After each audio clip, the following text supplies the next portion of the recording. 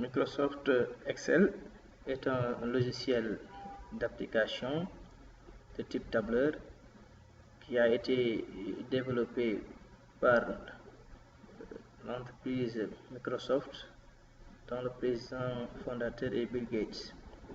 Donc c'est un logiciel de type tableur. Qu'est-ce que cela veut dire? C'est-à-dire il intègre des fonctions de calcul numérique, de représentation graphique, d'analyse de données et de programmation. Donc on peut faire toutes sortes de calculs, calculs arithmétiques, calculs de comptabilité, calculs sur la logique, statistiques, mathématiques, etc. En plus de ça aussi, on peut synthétiser des tableaux de données, faire des représentations graphiques, sur de la programmation avec VBA Excel. Le fichier de travail par défaut dans Microsoft Excel est appelé classeur. Et un classeur contient plusieurs feuilles de calcul. Donc, dans les feuilles de calcul, c'est là où on doit saisir les données. Et une feuille de calcul est composée de colonnes et de lignes. Par exemple, pour Excel 2013, on a 1 048 576 lignes et 16 384 colonnes. Donc les colonnes sont intitulées A, B, C jusqu'à X, F, D, qui est la dernière colonne. Et l'intersection d'une colonne et d'une ligne est appelée cellule. Et le nom d'une cellule est donné par la lettre de la colonne et le numéro de la ligne. Par exemple, si on a une cellule intitulée A1, cela veut dire que cette cellule est l'intersection de la colonne A et de la ligne 1. Si c'est B3, intersection colonne B et ligne 3. Donc là, je vais vous faire une brève présentation de la fenêtre d'Excel. On va voir certains éléments essentiels nécessaires à la compréhension de ce tableur. Donc, pour commencer, tout à fait en haut, là où on a marqué classeur en Excel, on l'appelle la barre des titres. Et donc, son rôle, il contient le nom du fichier, le nom du classeur, qui est classeur 1 ici, donc c'est un nom par défaut qui a été donné par Microsoft Excel. Et le nom du logiciel qui est Excel. Donc, la barre des titres contient le nom du fichier Excel et le nom du logiciel. Ensuite, on a le bouton menu, le bouton fichier, le menu fichier, le bouton fichier. Si vous cliquez sur ce bouton, vous allez voir un ensemble de fonctionnalités. Là, vous pouvez accéder à nouveau pour créer un nouveau classeur, ouvrir un document existant, enregistrer, imprimer, etc. On a aussi les principaux onglets. On a l'onglet accueil, insertion, mise en page, formule, etc. Et chaque onglet s'ouvre sur le ruban. Donc, chaque onglet contient un ensemble de groupes. Par exemple, si on prend l'onglet accueil, on a le groupe presse-papier. Là, c'est pour copier, couper, etc. Il y a aussi le groupe police, donc pour faire des mises en forme sur l'écriture.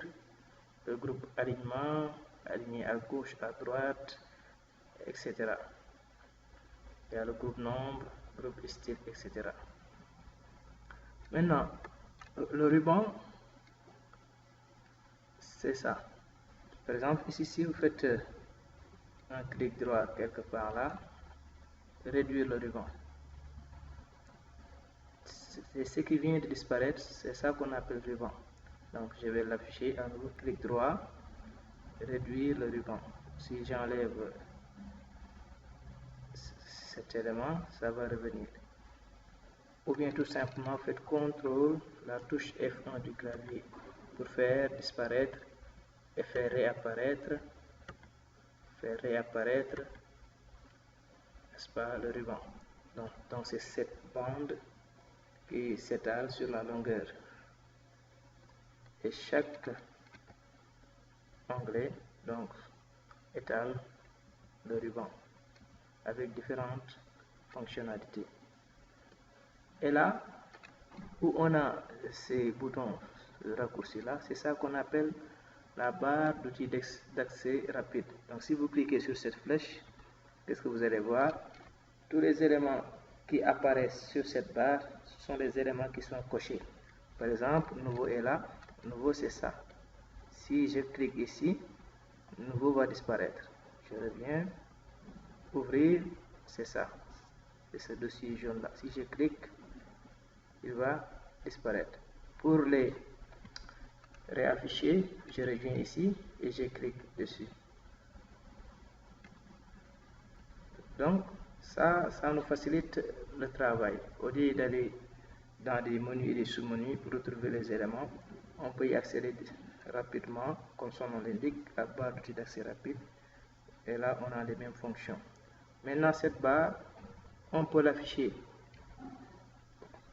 au-dessus du ruban ou en dessous du ruban. En ce moment, elle est en dessous du ruban. Si je clique sur afficher au-dessus du ruban, vous allez voir, on retrouve cette barre ici.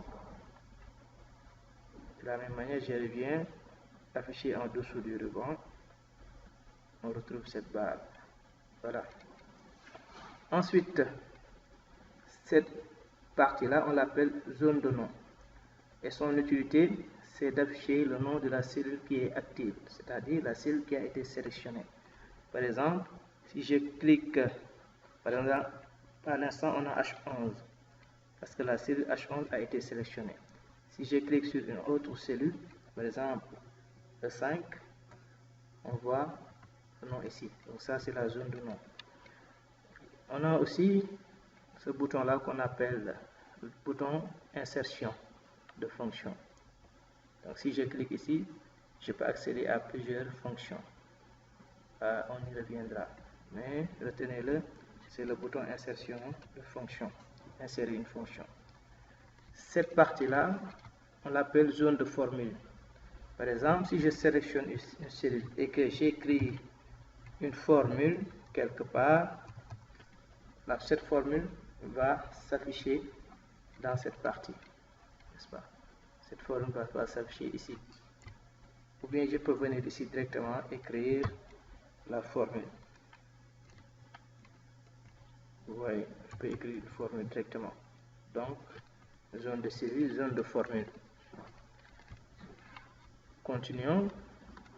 Maintenant, là, le classeur, c'est-à-dire le fichier de travail par défaut de Microsoft Excel, est composé de feuilles de calcul. Par exemple, avec la version 2013, par défaut, vous avez l'onglet feuille 1. Si vous cliquez sur le plus, il va vous ajouter d'autres feuilles, feuille 2, feuille 3, etc. Maintenant, une feuille est composée d'un ensemble de colonnes et de lignes. D'un ensemble. Donc, je reviens sur ce que je disais, j'étais un peu dérangé. Voilà, donc, une feuille de calcul est composée de colonnes et de lignes. Les colonnes, n'est-ce pas, on peut les identifier par les lettres alphabétiques A, B, C, D. Et Excel 2013 contient 16 384 colonnes, c'est-à-dire 2 puissance 14. Et pour accéder à la dernière colonne, vous voyez, la dernière colonne se nomme XFD, c'est-à-dire la colonne XFD. Ensuite, les lignes sont identifiées par les chiffres, les numéros. Par exemple, pour sélectionner une ligne, je clique sur le numéro de la ligne. Ligne 5, ligne 8, etc. Et Excel 2013 compte, on va le voir, je vais faire CTRL flèche de direction du bas, 1 48 576 lignes. Vous voyez, c'est très vaste, on peut y mettre beaucoup de données. Et pour voir Pour voir la dernière colonne, je vais faire CTRL flèche de droite, flèche direction de droite. Et là, j'ai la dernière colonne. Donc la dernière colonne, c'est la colonne XFD. Et la dernière ligne, c'est la ligne 1 048 576. Voilà. Autre chose, on va voir la notion de cellule. Une cellule, c'est l'intersection d'une colonne et d'une ligne. Ce sont donc les cases que vous voyez qui composent la feuille de calcul. Par exemple, cette cellule qui est sélectionnée, c'est la cellule qui appartient à la colonne G, ligne 8. Donc c'est la cellule G8. Et si vous regardez ici dans la zone de nom, vous voyez le nom est là. On va sélectionner une autre cellule, D4 par exemple, vous voyez la cellule D4. Et c'est très important de connaître l'adresse de ces cellules, parce que dans les formules de calcul, on va utiliser ces mêmes cellules. On peut aussi directement, à partir de la zone de nom, saisir le nom d'une cellule. Par exemple, je tape A2, je fais Entrée. Voilà. Donc, on continue la présentation. Tout à fait, donc, à droite, cette barre-là, on l'appelle barre de défilement verticale. Donc, on peut cliquer pour monter ou descendre. Et tout à fait en bas, cette barre-là, on l'appelle barre de défilement horizontale. Pour faire déplacer la feuille de façon horizontale. Et cette barre en vert, on l'appelle barre d'état. Comme son nom l'indique, elle affiche l'état du document, des statistiques, etc. Donc si on fait un clic droit sur cette barre, on a un ensemble d'informations.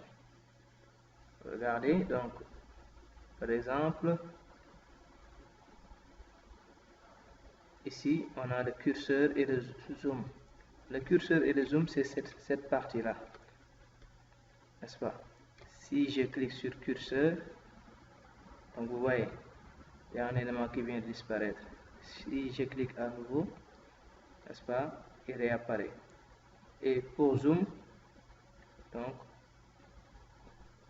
et pour le faire réapparaître, donc on clique à nouveau. Donc c'est un ensemble d'informations qui apparaît lorsqu'on traite des données.